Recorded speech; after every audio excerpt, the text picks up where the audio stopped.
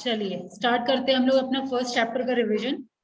तो सबसे पहला टॉपिक था आप लोगों का planning commission. Yes yes ma'am. What is planning commission? Ma'am planning commission statutory body ma'am है। Planning commission no ma'am no ma'am no. Planning commission body है। रुचि पहला ही लाइन गलत। मैम फॉर्म्ड ऑन 15 मार्च 1950 ठीक है ये सही है। और एडवाइजरी बॉडी पहले स्टैट्यूटरी है कि नहीं है वो पहले क्लियर करिए ना। नहीं है। नहीं है। स्टैट्यूटरी का मतलब क्या होता है? जो पार्लियामेंट में पास हुआ हुआ। चलो ठीक है। आपको पता था रुचि? नहीं पता है? जो नहीं पता है अपने आप लिखते चले जाइए, बोलना ना पड़े। ठीक है। अब उसका पर्पस क्या है? What is the purpose of planning commission? Ma'am 5 year plan बनाना। और मैम ये नॉन कॉन्स्टिट्यूशनल बॉडी भी है। तो ये मैम ये कॉन्स्टिट्यूशन मेंशन नहीं किया गया है। ठीक है। और मैम इसका इसका एक और मेन फोकस है, जितने भी रिसोर्सेज है उसको असेंबल करना, जैसे capital resources, financial resources, material resources etcetera. और ये वर्क को भी एलोकेट करता है मैम। जो लोग नहीं जान रहे इसमें से कोई भी allocate पॉइंट करता है। कोई भी बोल रहा है तो please do write down. Vinita specially you, क्या पर्पस है प्लानिंग कमीशन का? मटेरियल रिसोर्सेस नेशन का जितना भी है। अभी बैठी रही है ये लड़की। विनीता मेरा ध्यान कंप्लीटली आप पे ही है। ठीक है। हम लोग अभी क्या क्या डिस्कशन किए हैं सुनिए। अभी स्टार्टिंग हुआ है प्लानिंग कमीशन। ठीक है। प्लानिंग कमीशन क्या है? It was established in 1950। 1950 में इसका एस्टैब्लिशमेंट हुआ था, राइट। ये एक नॉन स्टैट्यूटरी बॉडी है। ठीक है। यानी ये कहीं एक्ट वगैरह इसका पास नहीं हुआ है। ठीक है। तीसरी बात क्या, इसका पर्पस क्या है? तो पर्पस क्या है? मटेरियल रिसोर्सेज नेशन का जितना है उसको प्रॉपर असेंबल करना, एलोकेट करना, फिर जो 5 ईयर प्लान है वो फॉर्मुलेट करना। ठीक है। क्या जरूरत है, मतलब किस किस सेक्टर में ज्यादा फोकस करना चाहिए, कंट्री को किस चीज की जरूरत है, क्या उसको एग्रीकल्चर का प्रोग्रेस ज्यादा जरूरी है या इंडस्ट्री का प्रोग्रेस ज्यादा जरूरी है या पॉवर्टी हटाना ज्यादा जरूरी है, वो हम लोग फोकस करते हैं। ठीक है। समझ आया विनीता? ठीक है। अब इसका जो सुपरवाइजरी बॉडी है, मतलब प्लानिंग कमीशन को, जैसे बच्चे अच्छा परफॉर्म कर रहे हैं या नहीं कर रहे, क्लास में सीआर होता है। अब टीचर्स के एब्सेंस में सीआर होता है, यस और no? Yes ma'am. Yes ma'am. ठीक है। या फिर स्टूडेंट कैसा कर रहे हैं, टीचर्स होते हैं।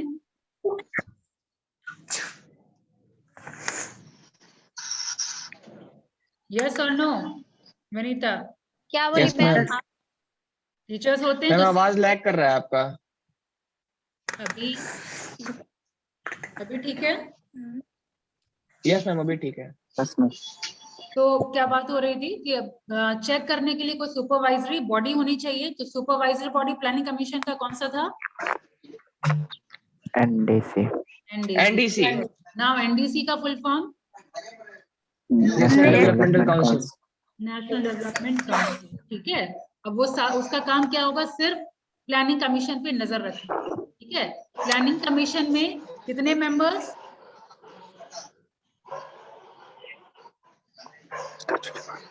मैम टोटल 5 मेंबर आए थे। कौन कौन? डेजिग्नेशन में पूछ रही हूँ। सीएम होंगे, यूनियन कैबिनेट के सारे मेंबर्स होंगे। ठीक है। स्टेट के मिनिस्टर्स होंगे।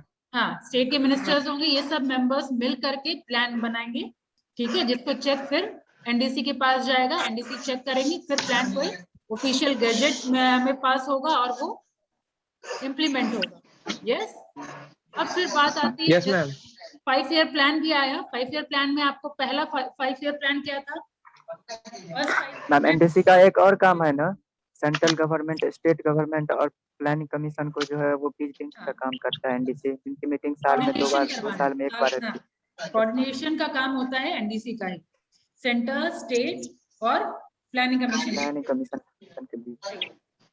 और मैम ये भी नॉन कॉन्स्टिट्यूशनल बॉडी है। हाँ यस मैम। बिल्कुल सही। और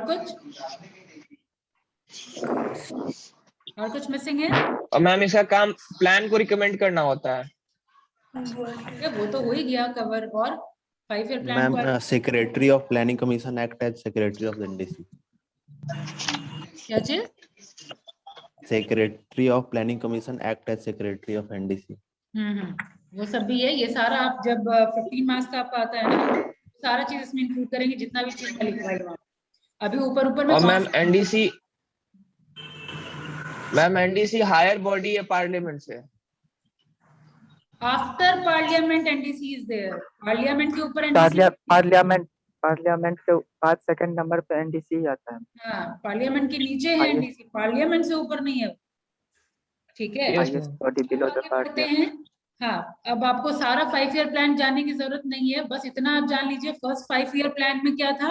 हम लोग फोकस करते थे एग्रीकल्चर डेवलपमेंट, एग्रीकल्चर को डेवलप करने पे मेन फोकस किया गया। वो सक्सेसफुल था, ये भी जानना जरूरी है। फिर सेकंड में आपका महालनोबिस मॉडल इम्प्लीमेंट किया गया था, जिसमें इंडस्ट्री डेवलपमेंट में फोकस किया गया। ठीक है, सेकंड 5 ईयर प्लान में हम लोग इंडस्ट्री डेवलपमेंट पे फोकस करते हैं। ठीक है मैम, हाँ, एनडीसी भी कॉन्स्टिट्यूट हुआ था, मतलब 6 अगस्त 1952 में हुआ था ना, ये भी लिख सकते हैं ना। Instituted on डीसी ना, हाँ 1952 में बस। वो सब तो लिखा हुआ है ना, वो सब तो पता, कॉन्सेप्ट समझते चले जाइए। ठीक है, अब सेकंड जब मैं बात कर रही हूँ सेकंड 5 ईयर प्लान की, इंडस्ट्री को डेवलप तो करना था, लेकिन बहुत सारा क्रिटिक्स भी वहां पे आए। क्रिटिक्स में जैसे मान लीजिए उसमें डैम वगैरह को बिल्ड करना था, ब्रिज को बिल्ड करना था। ठीक है, तो उसमें ये क्रिटिक्स आए क्योंकि पहले गांधी के फॉलोअर बहुत लोग थे। तो वहां पे आया कि अगर हम ब्रिज बनाएंगे, डैम बनाएंगे, तो हमारे नेचर को बहुत नुकसान होगा। ठीक है, तो वो उतना सक्सेसफुल नहीं हो पाए, और इसी तरीके से चलते चलते टोटल 12 5 ईयर प्लान बना था। ठीक है, जो 12 5 ईयर प्लान आपका लास्ट प्लान था। उसके बाद फिर प्लानिंग कमीशन आपका खत्म हो जाएगा विनीता। ठीक है, प्लानिंग कमीशन खत्म होने के बाद कौन बॉडी रिप्लेस की उसको? नीति आयोग। विनीता, नीति आयोग। Okay, understood. जिससे पूछ रही हूँ वो तो पहले बोले। Yes ma'am. क्या कौन प्लानिंग कमीशन की जगह पे फिर कौन आया? नीति आयोग। नीति आयोग। नीति आयोग का क्या काम था? नीति आयोग जब प्लानिंग कमीशन था यही, देन व्हाई नीति आयोग? कहा था रिवाइज करने को। अरे उसमें भी कुछ कमी आ गई। हाँ बताइए। मैम नहीं पता। रिया को बताने दीजिए। बताइए अब रिया। प्लानिंग और उसमें कुछ कमियां आ गई थी, उसको सुधारने की, फुलफिल करने के लिए। हाँ हाँ, तो क्या क्या कमियां थी वही तो मैं पूछ रही हूँ। वो तो खुद डिवाइड करना मैम, याद नहीं आ रहा सब। बताइए नैना। लास्ट क्लास में मैंने कहा था इस पे फोकस करने के लिए। Yes ma'am. कमीशन था ही तो फिर नीति आयोग को क्यों बनाना पड़ा?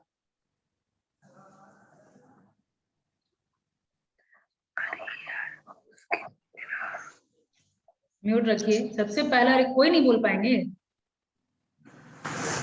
Who knows the answer in this class? Yes ma'am. हाँ तो please answer, I am waiting for that. इसका हम ये एक पर्पस हम कह सकते हैं नीति आयोग के फॉर्मेशन का। जब प्लानिंग कमीशन ये था ना, तो प्लानिंग कमीशन ये था कि ये नॉन कॉन्स्टिट्यूशनल बॉडी था, मतलब इसका कोई भी एक्ट जो था वो पार्लियामेंट में पास नहीं हो पाता था। जिसका इससे ये था ना, इसका पूरा का पूरा कंट्रोल जो था सिर्फ सेंटर के पास था। वहाँ से सेंटर सब ऑर्डिनेट करती थी, और जो सेंटर बोलता था स्टेट के सीएम्स को, स्टेट के मिनिस्टर से भी वही करना पड़ता था। जिसके कारण ये सेंटर पर स्टेट का कोऑर्डिनेशन बन नहीं पाता था, क्योंकि जब उसी को लेके जो था वो स्टेट के जितने भी स्टेट के मिनिस्टर्स थे उन्होंने चाहा कि नहीं, कि प्लानिंग कमीशन को जो था वो मॉडिफाइड किया जाए, जिसमें हर स्टेट के पास, हर स्टेट के सीएम के पास भी इतना पावर हो, हर स्टेट के मिनिस्टर के पास भी इतना पावर हो, जो अपने तरीके से अपने स्टेट में कोई लॉ ला सके, उनको सेंटर से डायरेक्ट परमिशन ना लेना पड़े, क्योंकि प्लानिंग कमीशन में सब कुछ सेंटर के हाथ में था, वो खुद से कोऑर्डिनेट करते थे और इसमें मैम काफी ज्यादा प्रॉब्लम होता था। इसको लेकर जो था उसको मॉडिफाई करके मैम नीति आयोग बनाया गया 1 जनवरी 2015। तो नीति आयोग में क्या किया गया कि स्टेट के सीएम लोगों को भी इन्वॉल्व किया। ठीक है, आपका प्लानिंग कमीशन क्या था, टॉप डाउन अप्रोच था। ठीक है, ऊपर वाले लोग बस रूल पास करते थे और नीचे वाले को बस फॉलो करना था। लेकिन ये आपका जो नीति आयोग है उसमें पार्टिसिपेटिव था। ठीक है, डाउन टॉप अप्रोच भी इम्प्लीमेंट किया गया, मतलब सिर्फ टॉप टू डाउन नहीं जाएगा, रूल बस ऐसे पास नहीं होगा, हम लोग मिल बैठ के डिस्कशन करेंगे फिर कोई रूल इम्प्लीमेंट होगा। अंडरस्टूड? ये सबसे बड़ा मेजर डिफरेंस था। अंडरस्टूड? सेक्रेटरी वहां पे जैसे नॉर्मल अपॉइंटमेंट होता है वैसे अपॉइंटमेंट होता था, यहाँ पे सेक्रेटरी को, नीति आयोग में सेक्रेटरी कौन अपॉइंट करेंगे? स्टेट और पीएम करेंगे। ठीक है, ये सारा डिफरेंस था आपका नीति आयोग और प्लानिंग कमीशन। उसके बाद आइए आप इंडस्ट्रियल पॉलिसी पे। तो सबसे पहले इंडस्ट्री किसको कहते हैं, इंडस्ट्री का डेफिनेशन मतलब क्या है industry, what is industry? Ma'am जो स्टेट्स के इकोनॉमिक्स में पार्टिसिपेट करे।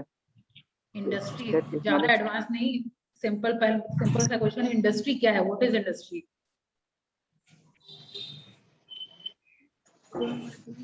अरे सिंपल, इंडस्ट्री का मतलब क्या है? इंडस्ट्री पॉलिसी हम लोग पढ़ रहे हैं, इंडस्ट्रियल पॉलिसी पढ़ रहे हैं, लेकिन what is industry? Ma'am industry lead role play करती है हमारी इकोनॉमिक डेवलपमेंट में, जीडीपी को बढ़ाने के लिए। Firm is called industry. एक दुकान सिर्फ इंडस्ट्री फॉर्म नहीं करेगा। अगर मोबाइल है तो मोबाइल का जितना दुकान है वो सब आ जाएगा, मोबाइल का जितना फर्म है वो आ जाएगा मोबाइल इंडस्ट्री। ठीक है, टेलीकॉम इंडस्ट्री। अंडरस्टूड? ठीक है, ये सब इंडस्ट्री मतलब group of all the firms is industry. Understood? तो इंडस्ट्रियल पॉलिसी कितना आया है आपका इंडिया में? टोटल 6 आया है, सबका डेट पता होना चाहिए। सबसे पहला इंडस्ट्रियल पॉलिसी मैम 6। सबका डेट पता होना चाहिए विनीता। सबसे पहला 1948। वेरी गुड, पहला था 1948, दूसरा था 1956। 1956 ब्रेक हो रहा है, मैं रिपीट कर रही हूँ। पहला industrial policy 1948, second industrial policy आपका 56, थर्ड इंडस्ट्रियल पॉलिसी 1977। ठीक है, उसके बाद 1980, उसके बाद 1990 और उसके बाद सबसे लास्ट में जो एक रिवॉल्यूशनरी पॉलिसी था दैट इज ऑफ 1991। ठीक है, तो अब बात करते हैं सबसे पहले 1948। Yes Ankit, you are telling something? Ma'am आवाज नहीं आ रहा है क्या मेरा? ना समझ आएगी, कुछ बोल रहे हैं लेकिन क्या बोल रहे हैं, रिपीट अगेन।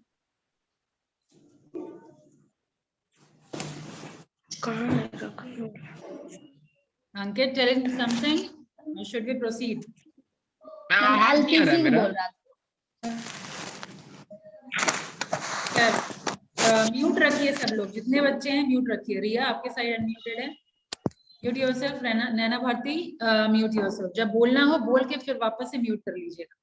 ठीक है, तो इंडस्ट्रियल पॉलिसी का अब क्वेश्चन आता है 48 से पहले कि ऑब्जेक्टिव क्या है, इंडस्ट्रियल पॉलिसी बनाया क्यों गया, और मेन ऑब्जेक्टिव बताइए। बाकी वो थ्योरी तो लिखा हुआ है, आपको मेन ऑब्जेक्टिव बताया गया था। क्या क्या main objective? Achieving industrial growth. ठीक है, इंडस्ट्री डेवलपमेंट पे विनीता मेन फोकस था इंडस्ट्री ग्रोथ या इंडस्ट्री डेवलपमेंट या मॉडर्नाइजेशन ऑफ इंडस्ट्री, ये मेन फोकस था। ठीक है, डेवलपमेंट अगर हो तो रीजनल डेवलपमेंट हो। What do you mean by regional development? मतलब एक जगह या सिटी वाला बहुत ज्यादा डेवलप कर रहा है, ठीक है, इधर हम लोग डेवलप ही नहीं कर पा रहे हैं, तो रीजनल डेवलपमेंट पे फोकस था। ठीक है, modernisation of industry and regional development. ठीक है, और बताइए मैम। रुचि, आपको आवाज नहीं जा रही है क्या? हाँ अभी आई, बोलिए क्या बोलना है। नहीं, मैं सोची कि आवाज नहीं आ रही है दूसरी। नहीं तो आवाज क्यों पूछ रहे थे, कुछ बोल रहे हैं क्या? हाँ मैं बता रही थी मतलब 1948 के बारे में। अच्छा, फिलहाल we are discussing about the objectives of industrial policy. तो फर्स्ट ऑब्जेक्टिव आपका है modernisation of industrial development with regional development. पहला, दूसरा याद करिए, large ma'am ma'am develop protecting and developing large और अभी स्मॉल स्मॉल का भी, वेरी गुड, स्मॉल का भी, मीडियम का भी और लार्ज इंटरप्राइजेस का, सबका कोऑर्डिनेटेड वे में डेवलपमेंट हो, ठीक है, अंडरस्टूड। तो कैसे ऑब्जेक्टिव लिखेंगे, coordinated development of large as well as small, medium और कॉटेज इंडस्ट्री भी हम लोग बोल रहे हैं, कॉटेज इंडस्ट्री के भी डेवलपमेंट पे फोकस किया गया है, ठीक है। उसके बाद आइए फॉरेन इन्वेस्टमेंट, फॉरेन कैपिटल, उन सबको याद है, फेरा 73 में आ चुका था, वो सब Yes. क्या है, इंडस्ट्रियल Yes, ma'am, याद है। फॉरेन करेंसी को भी रेगुलेट करने का काम करते हैं, यस, फॉरेन करेंसी को, फॉरेन कैपिटल को, फॉरेन इन्वेस्टमेंट को डायरेक्शन दिखाना, ये सब भी ऑब्जेक्टिव आपका इंडस्ट्रियल पॉलिसी का ही है, अंडरस्टूड। उसके बाद क्या बताइए, ma'am expanding and effective public sector, हाँ ठीक है, वो भी है लिस्ट आपका, प्रिवेंटिंग प्राइवेट मोनोपोलीज। मैम 3 में आपका सब कवर हो चुका है, और अब बाकी इलॉबरेट करके और पॉइंट को और फर्दर डिवाइड किया गया था, थोड़ा और 3-10 पॉइंट लगभग मुझे ध्यान है लिखवाए हुए है ना, तो वो देख लीजिएगा। हाँ दुर्गेश कुछ पूछ रहे हैं? मैम एक सही है कि खाने की अनएम्प्लॉयमेंट को कम करना, देश में मैक्सिमम एम्प्लॉयमेंट लाना। हाँ Yes, बिल्कुल sir. सही, अनएम्प्लॉयमेंट को भी कम करना, पॉवर्टी को कम करना, हंगर को रिमूव करना, ठीक है, ये सब मेन मकसद है। बैलेंस करना था इकोनॉमिक Policy- ग्रोथ को। हाँ 48 से लेकर के आप 91 तक ऑलरेडी देख चुके हैं, ठीक है, तो जो भी जस्ट आपको पता चल रहा है वो आप वहां पे इंडस्ट्रियल पॉलिसी में इलॉबरेट करके लिख दीजिएगा, क्योंकि इनी हाउ क्या होता है, आप लोगों को इलॉबरेट करके लिखना होता है, ठीक है। अब हम आते हैं 1948 में, 48 में क्या क्या हुआ था, गवर्नमेंट का रोल और 4 किया था इसको। कैटेगरी में बांटा गया था। ठीक है, डॉक्टर मैम इसमें प्राइवेट सेक्टर कम्प्लीमेंट्री था। सेंट्रल गवर्नमेंट, मैम आवाज नहीं आ रहा है क्या मेरा? आप अभी जो बोले बस पता चला कि आया, लेकिन क्या बोले वापस से रिपीट करिए। मैम प्राइवेट सेक्टर उसमें कॉम्प्लीमेंट्री था 1948 में। हाँ कॉम्प्लीमेंट्री था, कॉम्प्लीमेंट्री का मतलब कि मेन फोकस अब पब्लिक सेक्टर ही करेगी, गवर्नमेंट ही करेगी, अंडरस्टूड। तो सबसे पहला हम Yes, लोग ma'am. शुरू करेंगे, इंडस्ट्रियल पॉलिसी पहले आया कब, तो 6 अप्रैल 1948 में आया था। फिर किसने प्रेजेंट किया, तो आपके इंडस्ट्री मिनिस्टर उस वक्त डॉक्टर श्याम प्रसाद मुखर्जी थे, ठीक है, उन्होंने प्रेजेंट किया ये, ठीक है। फिर इंडस्ट्री को 4 सेक्टर में डिवाइड किया गया था, 4 सेक्टर में कौन कौन सा था वो, एक तो स्ट्रैटेजिक इंडस्ट्री, याद है, स्ट्रैटेजिक इंडस्ट्री जो सब गवर्नमेंट, जिसको मोनोपोली भी कह सकते हैं। Yes. हाँ स्ट्रैटेजिक इंडस्ट्री में कौन कौन सी इंडस्ट्री आ गई, कोल, रेलवे, रेलवे, एटॉमिक, आर्म्स, कोल नहीं था, आर्म्स था, और आर्म्स आपका एटॉमिक एनर्जी Ammunition. था, आपका स्ट्रैटेजिक इंडस्ट्री, ठीक है। तो स्ट्रैटेजिक इंडस्ट्री जितनी है वो कौन हाथ में रखेगी, मैम गवर्नमेंट, गवर्नमेंट के हाथ में। मतलब public. Basic public industry, sector जैसे आयरन हो गया, Very public good. Sector undertake iron, steel, aircraft, हाँ यही सब। वो पब्लिक, हाँ पब्लिक कम प्राइवेट सेक्टर रहेगा वो, जो बेसिक इंडस्ट्री है। पब्लिक कम प्राइवेट सेक्टर कहने का मतलब क्या है कि प्राइवेट सेक्टर के हाथ में रखेंगे, लेकिन अगर प्राइवेट सेक्टर हैंडल नहीं कर पाएगी तो पब्लिक अपने हाथ में ले लेगी, अंडरस्टैंड। तो फर्स्ट कैटेगरी वनिता क्या था, स्ट्रैटेजिक इंडस्ट्री। सेकंड कैटेगरी क्या था, बेसिक और की इंडस्ट्री, ठीक है, जो था आपका पब्लिक कम प्राइवेट इंडस्ट्री। ओके अब आ जाइए, मिक्स सेक्टर नहीं कह सकते उसको, मिक्स सेक्टर, मिक्स सेक्टर ही सेकंड तो हुआ नंबर ना, पे। पब्लिक प्राइवेट दोनों हो गया तो मिक्स्ड हो गया ना, लेकिन डोमिनेट कौन है ये आपको पता होना चाहिए। मिक्स्ड है, लेकिन प्राइवेट अगर फेल करेगी तो पब्लिक अपने हाथ में ले लेगी, अंडरस्टूड। अब आ जाइए तीसरा, तीसरा क्या है आपका, the field of government control, automobile, controlled private sector. Controlled private sector कहने का मतलब ये है कि आपकी इंडस्ट्री प्राइवेट सेक्टर के हाथ में तो रहेगी, लेकिन कंट्रोल रहेगा वो गवर्नमेंट के हाथों ही। यस लिखवाया गया है। और आपका जो बचा खुचा जो लास्ट वाला है, जितना इंडस्ट्री ये 3 कैटेगरी से खत्म हो गया, बच गया, तो अदर इंडस्ट्री प्राइवेट के हाथ में रहे। यस तो वहां पे हम लोग 48 में क्या देखें कि प्राइवेट को कैपेबल माना ही नहीं गया है, ठीक है, तो ये था आपका 1948। Vinita you need to repeat now, क्या बताया गया 48, क्योंकि ये वाला बहुत इंपॉर्टेंट है। इंडस्ट्री पॉलिसी से क्वेश्चन रहेगा, फर्स्ट चैप्टर से कहीं क्वेश्चन रहेगा तो इसी टॉपिक से रहेगा। देखिए एग्जाम में क्या फोकस होता है कि ऑलमोस्ट हर चैप्टर को हम लोग टच करें, ठीक है। तो हर चैप्टर में कोई एक चीज होता है जो मेन होता है, मेन फोकस वाला या सेंटर पॉइंट होता है। तो इस चैप्टर का सेंटर पॉइंट आपका इंडस्ट्रियल पॉलिसी ही है। अंडरस्टूड? प्लानिंग कमीशन एनडीसी चूंकि अब है नहीं तो उस पर क्वेश्चन आने का चांसेस भी बहुत कम है, ठीक है। इंडस्ट्रियल पॉलिसी पे आपका चांसेस है कि क्वेश्चन आए, ठीक है, कि कैसे एक एक करके डेवलपमेंट होता चला गया। हाँ विनीता, 48 मैम ये इनको डॉक्टर श्यामा प्रसाद मुखर्जी लाए थे, प्रेजेंट किए थे, ठीक है। आगे बढ़िए, और इसको 4 पार्ट में बांटा गया है। ठीक है। पहला स्ट्रेटेजिक मोनोपोली, दूसरा रेल, स्ट्रैटेजिक इंडस्ट्री,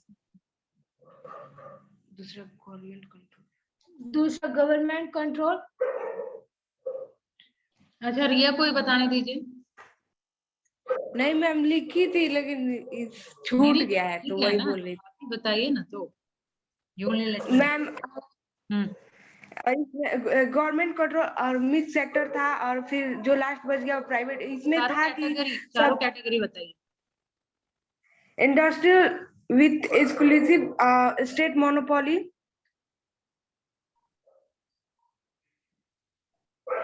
बोलिए बोलिए। और फिर इंडस्ट्रियल विथ गवर्नमेंट सेक्टर, और फिर मिक्स सेक्टर, और फिर प्राइवेट सेक्टर।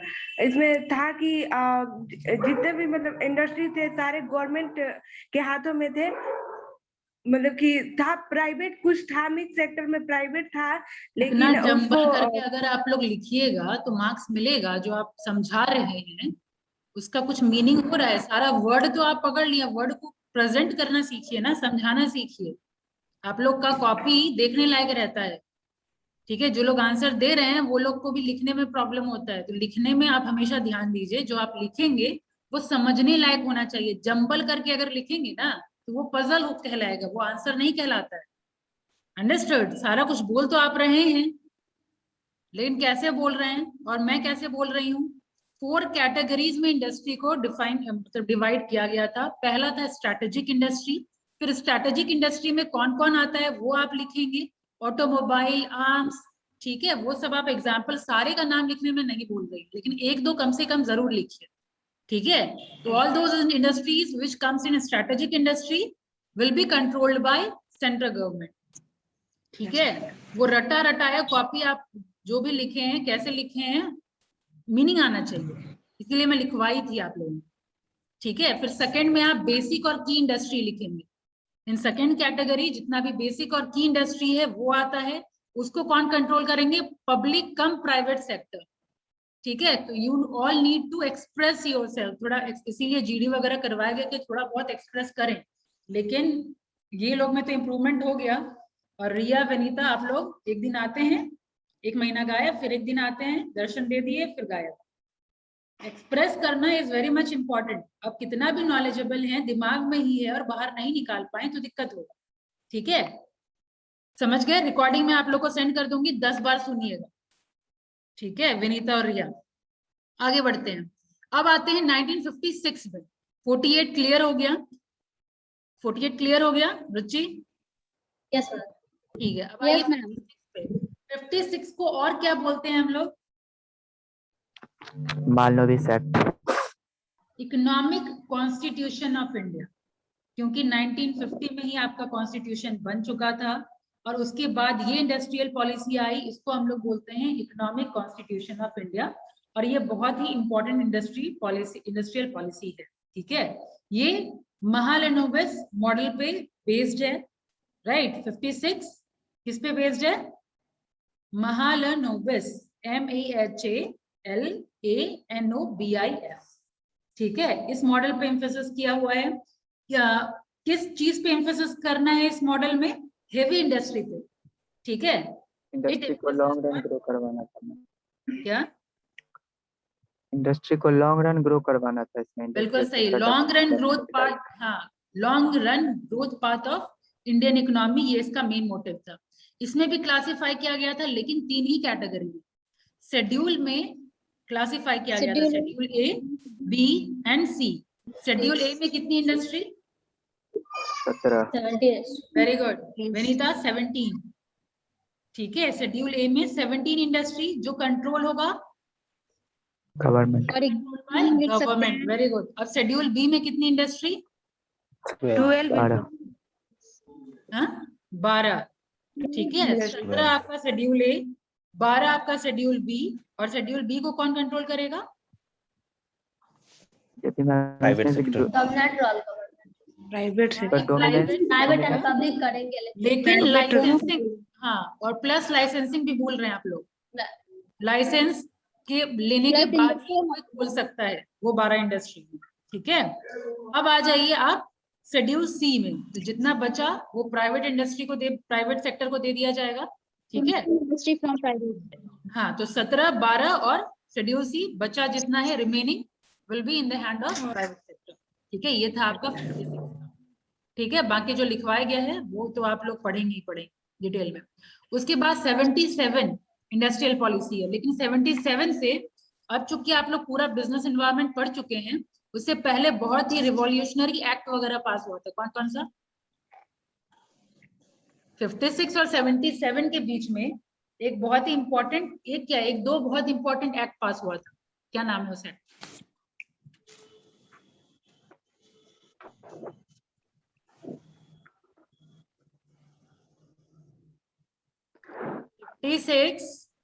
और 77 के बीच में हम लोग चैप्टर में भी पढ़ चुके हैं। थोड़ा दिमाग पे जोर डालिए।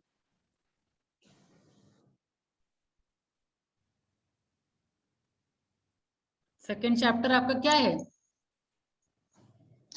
MRTP। वो MRTP एक्ट है सर, मोनोपोलिस्टिक एक्ट। हाँ, कब पास हुआ था? 1969 में। 1969। तो 56, 77 के बीच में है कि नहीं? Yes ma'am.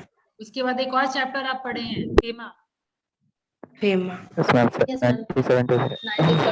फेमा तो 1999 में आया, लेकिन फेमा से पहले क्या था? फेरा। सबसे पहला फेरा एक्ट कब पास हुआ था? 1973 73। 56 और 77 के बीच में है कि नहीं? यस। ना हिंट देने के लिए वहां कौन बैठा रहेगा? एग्जामिनर। ठीक है, डेट देखिए, सबका डेट याद रखना पॉसिबल नहीं है, लेकिन कुछ कुछ डेट आपको याद रहना चाहिए। लाइक इंडस्ट्रियल पॉलिसी, सारे एक्ट कब पास हुआ था, वो सब डेट जरूर याद रखिए। ठीक है, बाकी सेक्शन वगैरह याद रहता है, कुछ इंपॉर्टेंट है तो मैं बताऊंगी कौन कौन सा इंपॉर्टेंट है, वो तो पक्का से याद रखना है। बाकी ठीक है, दिमाग है, इग्नोर कर सकते हैं, लेकिन ये सारा डेट याद रहना चाहिए। MRTP कब पास हुआ? 1969 में। और उसके बाद फेरा भी आपका आया है 73 में। ठीक है, तो क्या फोकस था MRTP का? फोकस आप ऑलरेडी जानते हो, ऑब्जेक्टिव क्या था? मोनोपोली को कंट्रोल करना। ठीक है, किसी के हाथ में फोकस ना रहे। ऑब्जेक्टिव, 4 ऑब्जेक्टिव ऑलरेडी पढ़ चुके हैं, है ना। उसके बाद फेरा का क्या ऑब्जेक्टिव था? जब फेरा आया था, फेमा की बात नहीं कर रही मैं, जब फेरा आया था उसका क्या ऑब्जेक्टिव था? कि फॉरेन करेंसी जितना हो सके हम कंजर्व करके रखें, बाहर ना जाए, क्योंकि फॉरेन करेंसी बहुत कम हो चुका था। तो हम लोग कोशिश कर रहे थे कि फॉरेन करेंसी बाहर जाए ही ना। यस, कंजर्व करके रखना मोटिव था। ठीक है, तो उसके बाद फिर आपका आया 1977 इंडस्ट्रियल पॉलिसी। 1977 को किन्होंने अनाउंस किया था? देसाई गवर्नमेंट ने क्या था? बिल्कुल सही, जनता government which was led by Morarji Desai.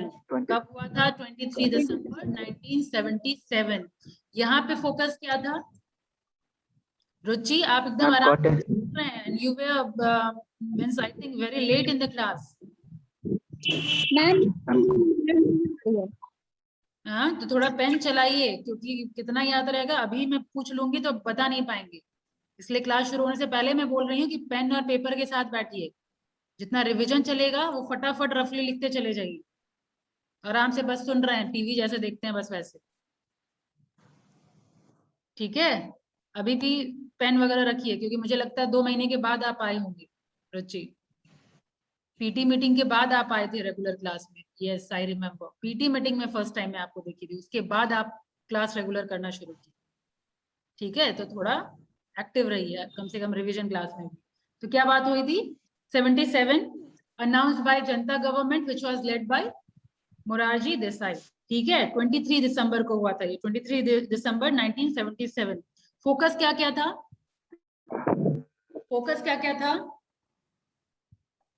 Yes Naina, small sector पे हो गया। स्मॉल सेक्टर पे। कॉटेज और हाउस होल्ड इंडस्ट्री को डेवलपमेंट करना था मैम। इसके बाद Very good. एग्जिस्टिंग और का टीवी लिस्ट जो सेक्टर। था उसको 108। ठीक है, कॉटेज पे, स्मॉल स्केल कॉटेज और इंडस्ट्री, लेबर इंटेंसिव टेक्नोलॉजी को पे ज्यादा फोकस किया गया था, है ना। पब्लिक सेक्टर PIC का सेटअप किया गया था प्रत्येक हुई थी, restriction in foreign and sufficiency की बात हुई थी। मैं जो बोल रही हूँ ध्यान दीजिए, स्मॉल स्केल इंडस्ट्री पे बात हुई थी, ठीक है, लेबर इंटेंसिव टेक्नोलॉजी पे फोकस करने की बात हुई थी, फिर आपका सेल्फ सफिशिएंसी पे ज्यादा फोकस करने की बात हो रही थी, ठीक है, मतलब हम लोग दूसरे पे डिपेंडेंट ना हो, ठीक है, सेल्फ कैपेबल हो, ठीक है। फिर रीजनल डेवलपमेंट की बात 77 में ही हुई थी, याद है, स्ट्रिक्ट रूल्स वगैरह की वजह से यही 77 में ही आपकी IBM और एक और कौन सा था, कोका कोला जैसी कंपनी छोड़ के इसी टाइम में गई थी। स्ट्रिक्ट रूल्स एंड रेगुलेशन भी था इस टाइम में 77 में, IBM और आपका कोका कोला सब इंडस्ट्री को छोड़कर, हाँ ये सारे फर्म को छोड़ के जाना पड़ा था, ठीक है, स्ट्रिक्ट रूल्स एंड रेगुलेशन की वजह से, ठीक है, क्योंकि रिस्ट्रिक्शन था फॉरेन इन्वेस्टमेंट पे। इसी में 1977 के टाइम की मैं बात कर रही हूँ कि फॉरेन इन्वेस्टमेंट पे बहुत रेस्ट्रिक्शन था, ठीक है, याद रहेगा। 77 के बाद कौन आया? 1980, 25 जुलाई 1980। इसमें क्या था? पब्लिक सेक्टर इंटरप्राइजेस की इंप्रूवमेंट की बात की जा रही थी, ठीक है। पब्लिक सेक्टर को धीरे धीरे अब रियलाइज होने लगा कि अब पब्लिक सेक्टर उतनी एफिशिएंटली काम नहीं हो पा रहा था, काफी स्लो काम चल रहा था, ठीक है। तो यहाँ पे फोकस किया गया था improvement in efficiency of public sector enterprises. Vinita, understood? Public sector enterprises को इफिशियंट बनाने पे काम किया जा रहा था, ठीक है। फिर इकोनॉमिक फेडरलिज्म पे काम हो रही थी। अब इकोनॉमिक फेडरलिज्म कहने का मतलब क्या हुआ विनीता? सेंटर और स्टेट मिलजुल के काम करें, डिस्प्यूट ना हो, फाइट ना हो, ठीक है। पेन चल रहा है आई होप सभी का।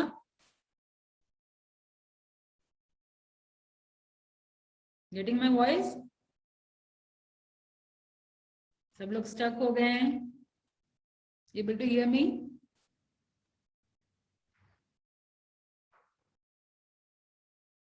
आवाज आ रही है मेरी? Yes ma'am. लास्ट Yes, कहाँ sir. सुने थे? लास्ट कहाँ सुने थे?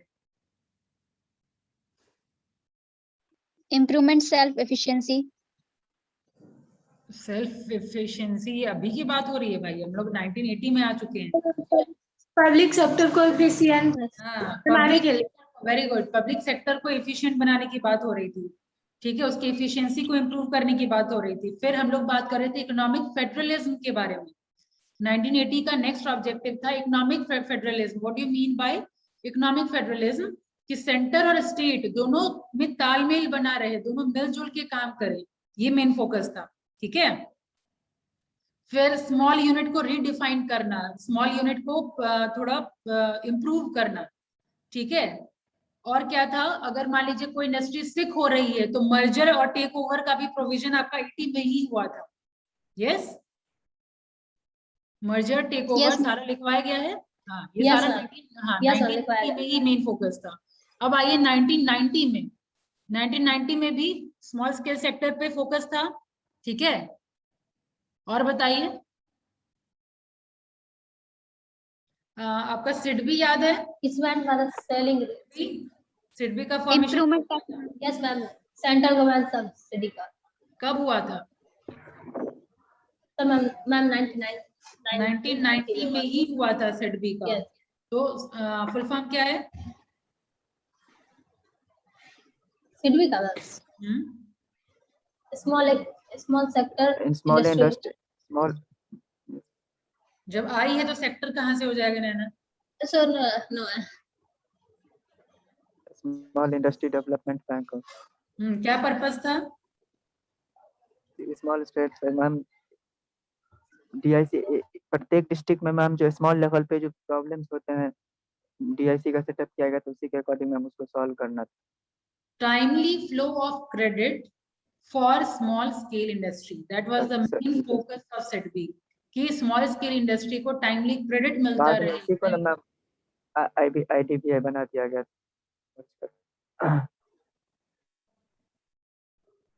इसको आईडीबीआई नहीं बनाया गया है, आईडीबीआई का काम पहले था इसका, ये स्मॉल स्केल इंडस्ट्री को फाइनेंस प्रोवाइड करना। आईडीबीआई से फिर सेपरेट होके एक विंग बना दिया गया सिडबी, कि जिसका अब स्मॉल स्केल सेक्टर को आप ही देखिए। ठीक है, सारा कुछ लिखाया गया है, चेक कर लीजिएगा। ठीक है, अब ब्यूरोक्रेटिक कंट्रोल को रिड्यूस करने की बात हुई थी इसमें, ठीक है, 1990 में। Yes. ठीक है, you want me to share PDF और व्हाट? Yes, मैम शेयर किया गया। नहीं, अभी मैं शेयर करूं पीडीएफ या फिर सब याद है आप लोगों को? Yes, है नोट्स, सारा है नोट्स। हाँ, सबके पास है तो अब ये तो पता ही है मुझे। ये जो स्टेटमेंट दुर्गेश का आया वो कंफ्यूज। ठीक है, पहले आईडीबीआई था, आईडीबीआई से फिर सिडबी फुल फ्लेजेड आपका स्मॉल स्केल इंडस्ट्री के लिए बनाया गया। और अब आ जाइए 1991। तो 1991 को थोड़ा कम्प्रीहेंसिव वे में आपको प्रिपेयर करना है। हो सकता है, पॉसिबिलिटी है कि क्वेश्चन आपका सिर्फ 1991 पे ही आ जाए, जैसे डिफाइन या इलॉबरेट इकोनॉमिक पॉलिसी। ठीक है, तो न्यू इकोनॉमिक पॉलिसी को, एलपीजी को पूरा अच्छे से आपको डिफाइन करना है। ठीक है, और एलपीजी में सबसे पहले तो वैसे ही सीक्वेंस वही होगा इंडस्ट्रियल पॉलिसी को डिफाइन करने का। कौन प्रेजेंट किए हैं उस वक्त 1991 में? पीएम कौन थे?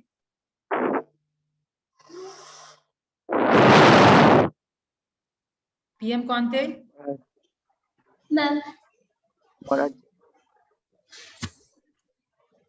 ये पढ़े हुए बच्चे हैं।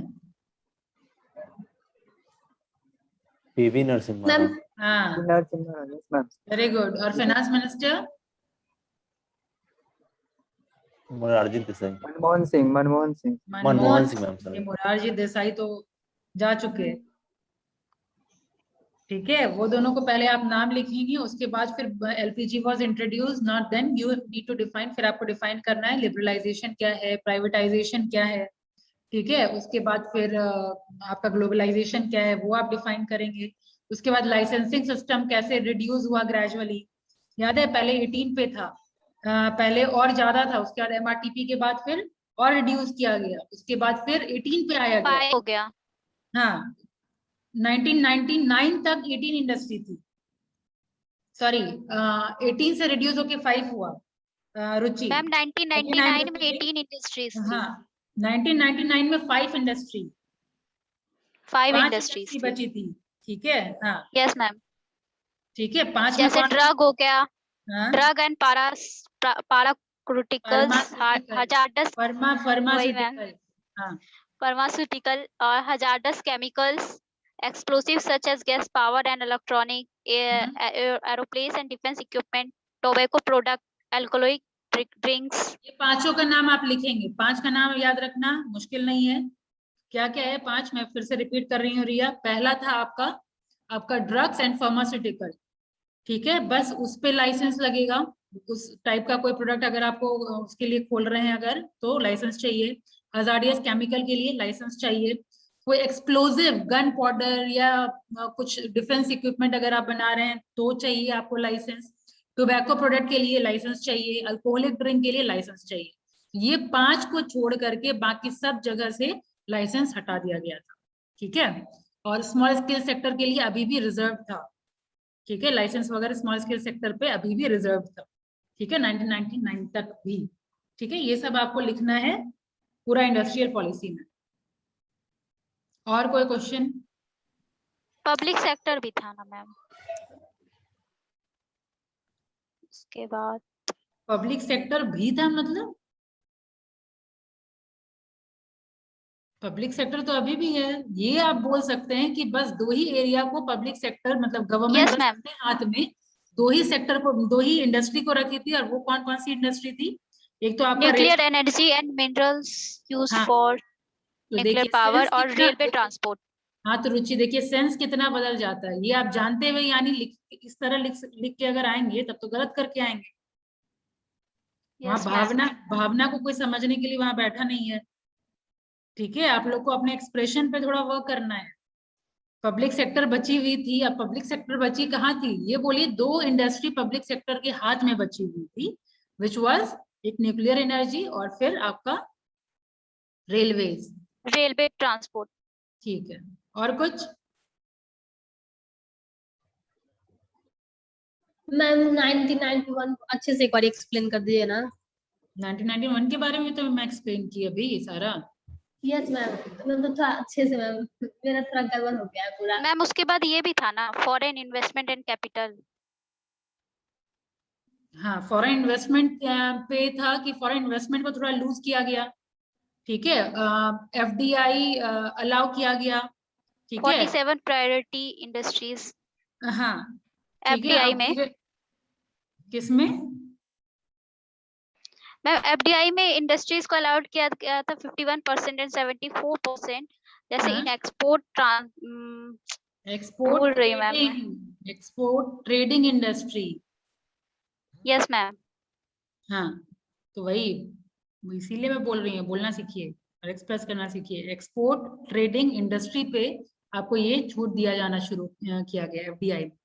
ठीक है, अगर आप लिखना चाहते हैं, नहीं एक्सप्रेस कर पा रहे हैं, तो इस तरीके से लिख लीजिए, FDI in 47 priority industry, FDI in 47 priority industries allowed up to 51% and 74% in export trading industry. ठीक है, उसके बाद FIPB का भी एस्टेब्लिशमेंट हुआ था, foreign investment promotion board, foreign investment promotion board. ठीक है, ये टाइम वैसे नेक्स्ट क्लास का हो गया, यस मैम। हो चुका है। ठीक है, बाकी ये चैप्टर तो कंप्लीट हो गया है, 91 बोल रहे हैं ना, तो नेक्स्ट क्लास में हम लोग वो कर लेते हैं। ठीक है, और फिर नेक्स्ट चैप्टर यानी सेकंड चैप्टर रिवीजन करें। एमआरटीपी। ठीक है, एक बार 91 फिर से मैं एक्सप्लेन कर दूंगी, मतलब वही इलॉबरेटिव फॉर्म में एक्सप्लेन कर दूंगी, उसके बाद फिर यस एमआरटीपी पढ़ के आप लोग तो पढ़ के रखेंगे। विनीता स्पेशली पार्टिसिपेशन ज्यादा आपका चाहिए, जहां अटकेंगे, जैसे अभी मिस्टेक कर रहे हैं, मैं इम्प्रूव कर रही हूँ, तो आप लोग मिस्टेक करिए जो आपको पता रहे कि कहाँ कहाँ मेरा मिस्टेक होता है, और ऐसे हमको करेक्ट करके लिखना है। तो पार्टिसिपेट करेंगे तो ही अपने आप को चेक कर पाएंगे, नहीं तो एग्जाम में मिस्टेक करिएगा सीधा। ठीक है, पढ़ के रखिए, और पीडीएफ में आप लोग को सेंड कर चुकी हूँ नैना। 91 को कैसे लिखना है एक्सप्लेन तो मैं कर चुकी हूँ। मेरे ख्याल से दिमाग में ये चल रहा होगा कि कैसे लिखना है, कैसे लिखना है। तो वो जो बुक का पीडीएफ है वो तो मैं भेजी थी, फिर एक क्रिस्प नोट्स बाद में भेजी थी। हाँ मैम ये भेजे थे, मतलब हमको ना, मतलब मैम समझना है आपसे, मतलब अच्छे से क्लियर हो जाएगा, तो लिखा हुआ है सब कुछ। ठीक है, ओके डन, कर लूंगी नेक्स्ट क्लास में। ठीक है, आप लोग पढ़ के रखिए, और इनफैक्ट कोशिश करिए नैना कि आप एक्सप्लेन कर पाए 91, जहां अटकेंगे okay ma'am, I will correct. Okay, thank you. Okay, I am waiting. Thank you ma'am.